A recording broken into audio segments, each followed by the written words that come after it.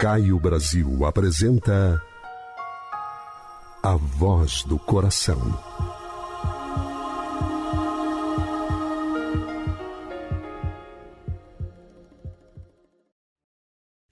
Educar é iluminar. O sacerdócio do Mestre. Queridos irmãos que acompanham a Voz do Coração.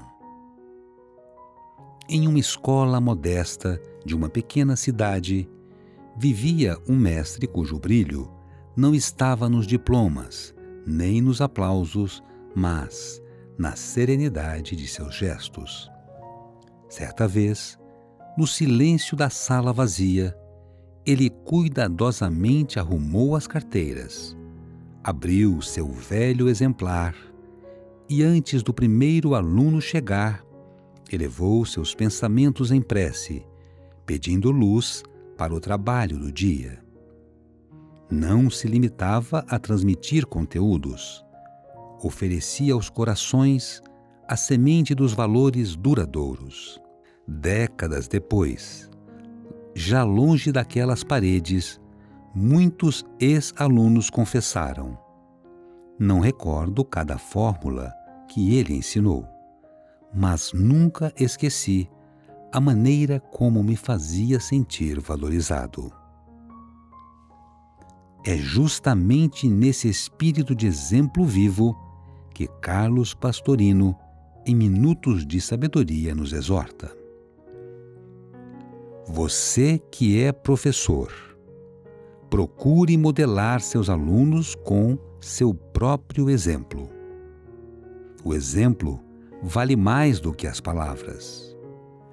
Tenha paciência, responda de boa mente às perguntas, porque os alunos são muito receptivos e ansiosos de aprender. Dê tudo o que pode.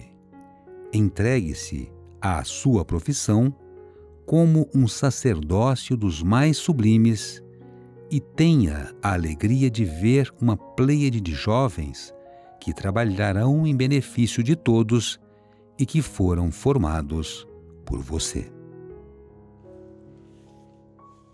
Quando falamos em ensinar e aprender, não nos referimos apenas ao domínio de conteúdos acadêmicos, mas à edificação do caráter e ao cultivo do espírito. Em Provérbios capítulo 22, versículo 6, encontramos um princípio eterno.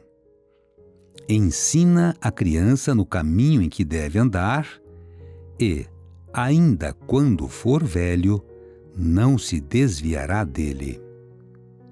Aqui somos lembrados de que todos, crianças, jovens, adultos, permanecemos aprendizes na jornada da evolução.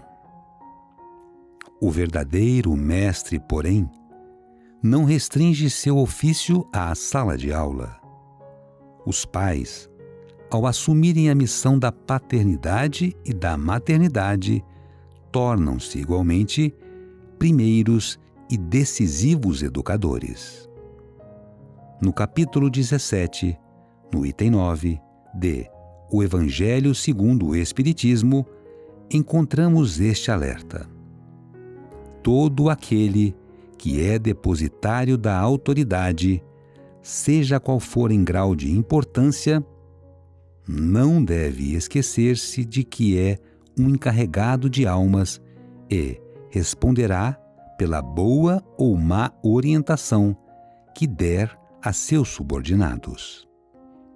Vai arcar com as culpas das faltas que estes poderão cometer, dos vícios aos quais serão arrastados em consequência dessa orientação ou dos maus exemplos recebidos. Mas também colherá os frutos do seu esforço por conduzi-los ao bem. Todo homem tem, na terra, uma missão pequena ou grande. Seja qual for, sempre lhe é dada para o bem. Desviá-la do seu verdadeiro sentido é fracassar no seu cumprimento. Cada ensinamento, cada exemplo, repercute na construção moral de uma alma e, em última instância, na evolução de toda a humanidade. A quem muito é dado, muito será cobrado, ensina-nos Jesus, lembrando que a grandeza dos dons e oportunidades traz consigo uma responsabilidade proporcional. André Luiz, no livro O Espírito da Verdade, capítulo 16, Educação, reforça que lar e escola devem caminhar unidos quando nos ensina. Os desvios da infância e da juventude refletem os desvios da madureza. Aproveitamento do estudante, eficiência do mestre. Maternidade e paternidade são magistérios sublimes. Lar, primeira escola. Pais, primeiros professores. Primeiro dia de vida, primeira aula do filho. Pais e educadores. Se o lar deve entrosar-se com a escola, o culto do Evangelho em casa deve unir-se à matéria lecionada em classe, na iluminação da mente em trânsito para as esferas superiores da vida. Portanto, quando pais e educadores sincronizam sua ação com a luz do Evangelho, o processo de aprendizado transcende o intelecto e alcança o coração.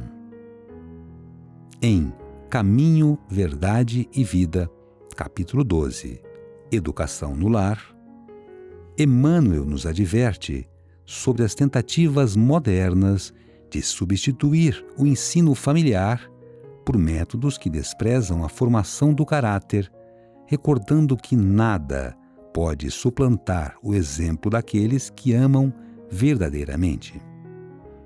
Ele nos diz: preconiza-se na atualidade do mundo uma educação pela liberdade plena dos instintos do homem, olvidando-se, pouco a pouco, os antigos ensinamentos quanto à formação do caráter no lar. A coletividade, porém, cedo ou tarde, será compelida a reajustar seus propósitos. Os pais humanos têm de ser os primeiros mentores da criatura. De sua missão amorosa decorre a organização do ambiente justo. No mesmo espírito, O Consolador, parte 1, questões 112 e 113, destaca que a escola educativa do lar só possui uma fonte de renovação, que é o Evangelho, e um só modelo de mestre, que é a personalidade excelsa do Cristo. E complementa: o período infantil, em sua primeira fase, é o mais importante para todas as bases educativas e os pais cristãos não podem esquecer seus deveres de orientação aos filhos nas grandes revelações da vida. Em nenhuma hipótese, essa primeira etapa das lutas terrestres deve ser encarada com indiferença. O pretexto de que a criança deve desenvolver-se com a máxima noção de liberdade pode dar ensejo a graves perigos. Já se disse no mundo que o menino livre é a semente do celerado. A própria reencarnação não constitui, em si mesma, restrição considerável à independência absoluta da alma necessitada de expiação e corretivo?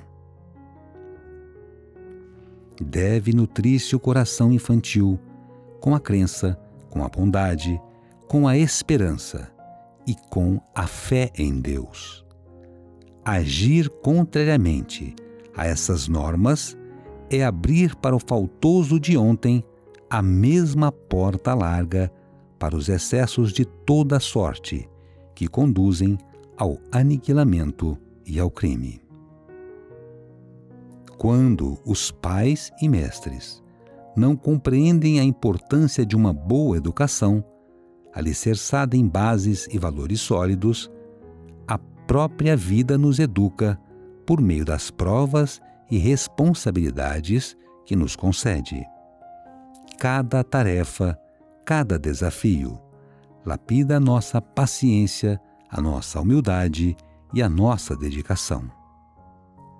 Para ilustrar essa verdade, Meimei nos oferece uma bela e profunda narrativa no capítulo A Necessidade da Educação do livro Pai Nosso. Conta-se que um rei apaixonou-se por um belo cavalo de sua criação. Forte, ágil, mas impulsivo e assustadiço.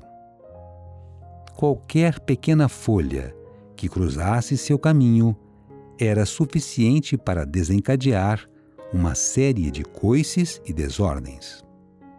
Diante disso, o rei decidiu educá-lo.